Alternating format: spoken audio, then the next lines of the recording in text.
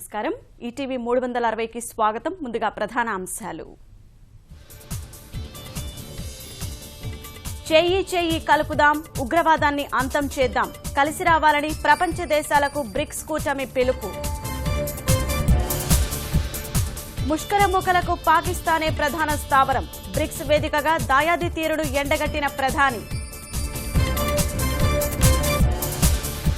Bharat China మధ్య క్రియాశీల వారధిగా నేపాల్ త్రైపాక్షిక భాగస్వామ్యాన్ని ప్రతిపాదించిన ప్రచండ తూర్పుగోదావరి జిల్లా మన్యంలో శిశు మరణాలు పౌష్టికాహార లోపంతో రాలుతున్న పసిమొగ్గలు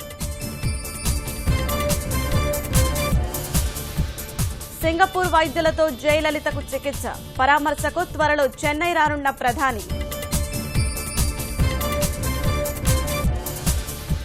దేశంలో 2050 నాటికి 70 లక్షల ఉద్యోగాలకు ఎసరు రోజుకు 550 కొలువులు పోతున్నట్లు సర్వేలో వెల్లడి పర్యాటకాభివృద్ధిపై ప్రభుత్వం కసరత్తు గోవా సింగపూర్ తరహా సౌకర్యాల కల్పనకు ప్రణాళిక